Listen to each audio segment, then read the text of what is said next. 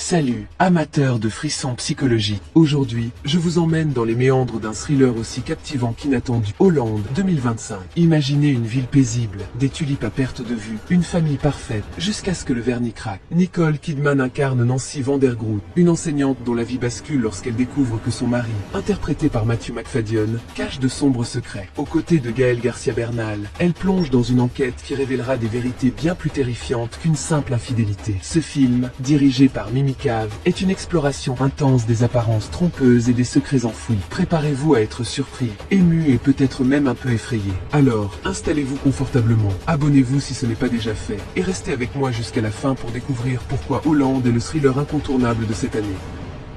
Le film s'ouvre sur une scène avec Nancy, qui menait une vie parfaite avec sa famille, aux Pays-Bas, jusqu'au jour où elle commence à soupçonner son mari. Il lui cache quelque chose. En faisant la lessive, elle trouve dans la poche de son mari un mot. Un nom de fille y est inscrit. Et lorsqu'elle se rend au bureau de son mari pour une broutille, elle aperçoit une maquette de la ville de Hollande, où seules quelques maisons sont construites. Et les rues s'y rattachant sont déjà dessinées. Nancy se demande, pourquoi ce modèle? Fred, tu es ophtalmologue, pas architecte. Désormais, elle en est convaincue. Fred lui cache quelque chose. Nancy, qui est enseignante, parle alors à son collègue Dave. Elle lui confie, j'ai des doutes sur Fred. Il me cache un secret, et j'ai besoin de ton aide pour le découvrir. Dave refuse. C'est une affaire privée, dit-il. Je préfère ne pas m'en mêler. Nancy rentre chez elle, furieuse. Même en cuisinant, sa rage déborde, et le repas est fichu. Et Fred, quelque part, sent bien cette tension. À table, il lui dit, Nancy, si j'ai fait une erreur, pardonne-moi. On peut repartir à zéro. Nancy ne laisse rien paraître. Elle ne veut pas qu'il devine qu'elle a des soupçons. Mais alors, pourquoi Fred parle-t-il ainsi? Elle est troublée. Une fois tout le monde endormi, elle se rend dans la galerie où Fred entrepose ses affaires. Elle y trouve une caméra cachée. Pourquoi Fred a-t-il besoin de ça? Pourquoi la dissimuler? En inspectant l'objet, elle entend soudain des bruits dehors. Paniquée, elle saisit un marteau. Elle sort et découvre un raton laveur dans la poubelle qui s'enfuit à sa vue. Mais en se retournant, elle remarque une lumière allumée dans la maison. Et là, une silhouette, celle d'une fille, avec Fred, dans une pièce. Et voilà que son fils sort de la maison, en tenue de fête, courant vers la forêt. Nancy le suit, et en le suivant, elle arrive sur une route parsemée de cadavres. Elle marche dessus, horrifiée. Puis, en un clin d'œil, les corps disparaissent, et Nancy commence à se noyer. Puis soudain, elle se réveille. Tout ce qu'elle vient de vivre, de la cuisine au cauchemar, n'était qu'un rêve. Un rêve alimenté par l'obsession grandissante qu'elle nourrit à propos de Fred. Le lendemain, on la retrouve avec Dave, dans un restaurant. Mon doute devient certitude, dit-elle. Fred a une liaison. Aide-moi, je veux le prendre sur le fait. Dave hésite encore. Mais lorsqu'elle lui prend la main, ils font. Il l'aime en secret. Qu'est-ce que je dois faire? Demande-t-il. Nancy lui répond. C'est simple, tu vas chez lui, pour un examen de la vue. Et pendant que tu fais mine d'aller aux toilettes, tu déverrouilles la fenêtre. Comme ça, on pourra entrer dans sa clinique cette nuit pour fouiller. Dave accepte et se rend chez Fred pour un contrôle. Rien d'anormal. Fred lui demande, vous êtes enseignant? Et surtout, dans la même école que Nancy? En entendant ce nom, Dave se crispe. Je suis très introverti. Je parle à personne. Je ne la connais pas plus que ça. Mais Dave est mal à l'aise. Il veut partir. Fred l'arrête, lui met des gouttes dans les yeux. Il doit patienter pour la suite de l'examen.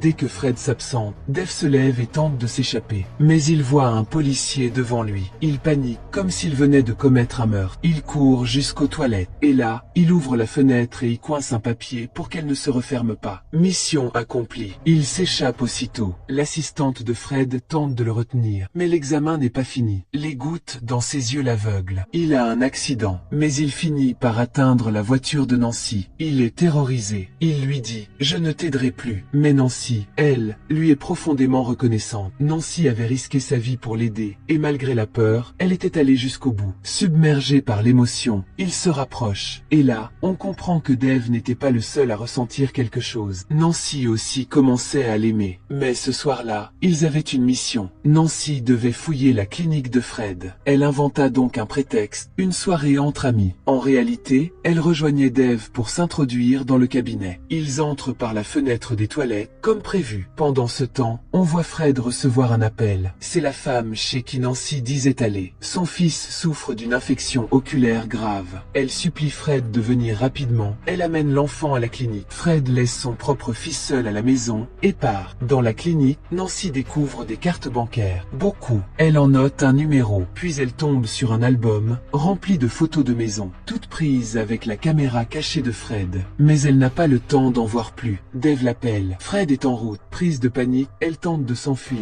et fait tomber sa boucle d'oreille sur la maquette de Fred. Fred arrive et commence à ausculter l'enfant. Puis il demande à la mère: alors, cette soirée avec Nancy? Et là, la réponse tombe. Quelle soirée? Nancy n'est pas venue chez moi. Fred comprend. Nancy lui a menti. Pendant ce temps, Nancy et Dave se retrouvent chez lui. Ils sont plus proches que jamais. Mais soudain, des étudiants surgissent chez Dave. Des élèves qu'il avait punis, venus le menacer. Plus tard, Dave avoue à Nancy: je ne peux plus vivre caché. Si tu veux être avec moi, il faudra divorcer. Nancy secoue la tête. Je ne peux pas. J'aime Fred. Si un jour je découvre qu'il me trompe, alors oui, je le quitterai. Mais pas maintenant. Et puis il y a un autre problème. Fred a une meilleure situation financière. Si on divorce, il pourrait obtenir la garde de notre fils. Et je ne peux pas vivre sans lui. Nancy rentre chez elle. Elle s'endort. Et dans un nouveau cauchemar, elle voit son fils s'éloigner d'elle. Elle se réveille en sursaut et découvre Fred assis à ses pieds. Alors, cette soirée, lui demande-t-il, d'un ton doux. Nancy ment à nouveau. C'était super. Et Fred, lui, ne dit rien. Il sait. Mais Nancy, elle, reprend sa mission. Le numéro de carte bancaire qu'elle a noté, elle l'utilise pour faire des recherches et découvre qu'un cadeau très coûteux a été acheté récemment. De retour dans sa chambre, elle voit un paquet sur son lit. Un cadeau. Est-ce celui acheté avec cette carte? Fred l'a-t-il offert à elle? Elle sourit. Puis il lui tend sa boucle d'oreille perdue. Ne t'en fais pas, lui dit-il. Tout ira bien. Ces mots la rassurent. Quelques jours plus tard, une fête est organisée à l'école. Nancy et Dave y participent. Elle se sent bien à ses côtés. Et même de retour chez elle, elle pense à lui. Elle l'appelle. Dave, j'ai besoin de toi. Encore une fois. Elle veut qu'il rencontre Nancy, une autre femme? Non, c'est un nom de code. Une mission. Il doit l'aider à obtenir des preuves irréfutables contre Fred.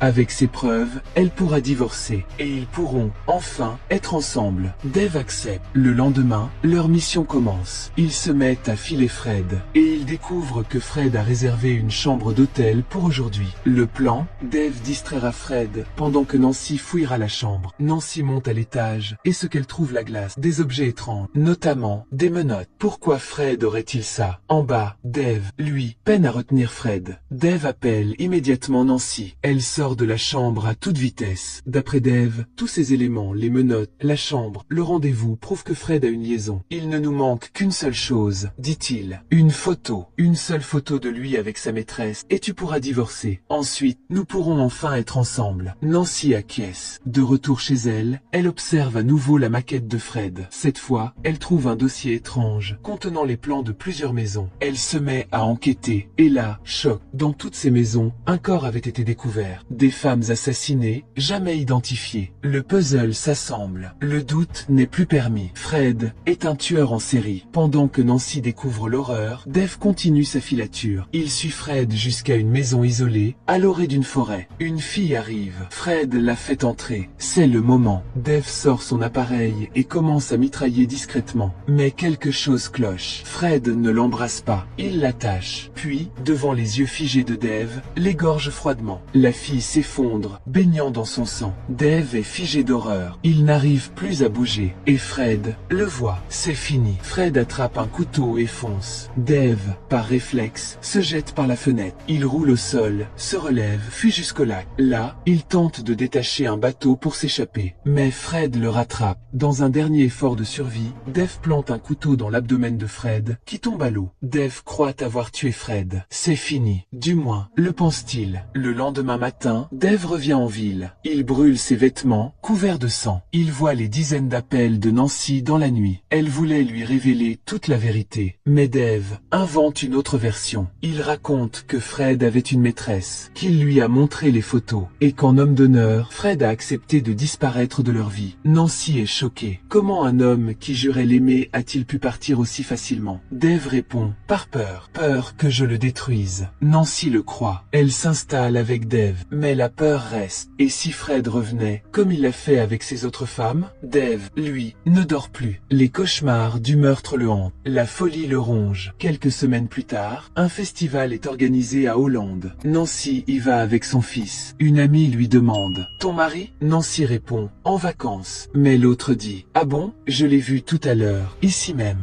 Nancy blêmit. Elle scrute la foule et le voit. Fred, il est vivant. Affolée, elle se met à chercher son fils. Elle court dans la foule, tremblante. Et là, elle croise Dave avec un pistolet. Elle comprend tout. Dave n'était pas venu pour la protéger. Il voulait tuer son fils. Pourquoi? Pour qu'elle n'ait plus d'attache. Pour qu'elle soit à lui, entièrement. Horrifiée, elle attrape son fils et s'enfuit. Dave les suit jusqu'à chez elle. Il veut parler. Il est prêt à tout dire, à tout avouer. Dave, le visage pâle, les mains tremblantes, dit à Nancy « Quand j'ai suivi Fred, j'ai vu l'enfer. Il n'a pas touché la fille. Il lui a tranché la gorge. Comme un monstre. J'ai tout vu. Il m'a poursuivi jusqu'au lac. Il a essayé de me tuer. Mais j'ai retourné le couteau contre lui. Je l'ai poignardé. Il est tombé à l'eau. Je l'ai tué. » Mais Nancy le fixe, bouleversée. « Non, Dave, il n'est pas mort. Il est revenu. Et il a notre fils. » Dave croit d'abord qu'elle délire. Pour lui, c'est impossible. Fred est mort. Ça ne peut être qu'un mensonge. Une tentative pour protéger Fred encore une fois. Mais Dave n'en peut plus. Il est à bout. Il décide de se livrer à la police. Il va tout avouer. Il attrape son téléphone. Mais Nancy lui arrache des mains. Elle le pousse violemment. Dave tombe. Sa tête cogne contre un meuble. Il est sonné. Nancy lui prend son arme, se tourne vers lui et dit « Ne t'en fais pas. Je vais finir ce qu'on a commencé. » Elle sort précipitamment de la maison. Dehors, Fred est là. Et il tient son fils par le bras. « Oublie ce que tu sais, » dit Fred. « Recommençons. Toi, moi, notre fils. Je laisse tout ça derrière moi. » Et, encore une fois, Nancy hésite. Elle monte dans la voiture. Son fils est avec elle. Mais cette fois, elle a l'arme en main. Elle regarde Fred droit dans les yeux. « Cours, mon chéri. Rentre vite à la maison. » Le garçon sort. Nancy pointe l'arme sur Fred et tire. Mais elle le ment. La balle lui arrache l'oreille, mais ne le tue pas. Fred entre dans une rage folle. Il s'avance pour la tuer. Mais soudain, le garçon revient en courant. Il voit Fred sur le point d'attaquer sa mère. Il fonce sur lui, le pousse violemment. Fred vacille. Nancy enlève ses chaussures et frappe encore et encore sur la tête. Fred s'effondre, le crâne en sang. Cette fois, il est vraiment mort. Nancy, couverte de sueur et de larmes, prend son fils dans ses bras. Elle souffle enfin. C'est terminé. Scène post-générique. Quelques mois plus tard, Nancy et Dave sont mariés. Ils vivent ensemble avec le garçon. Une famille recomposée. Le passé enterré. Enfin, presque. J'espère que vous avez aimé ce récit. Si la vidéo vous a plu, pensez à laisser un like et un commentaire et abonnez-vous à la chaîne. On se retrouve très bientôt pour une nouvelle histoire. D'ici là, prenez soin de vous et restez zen.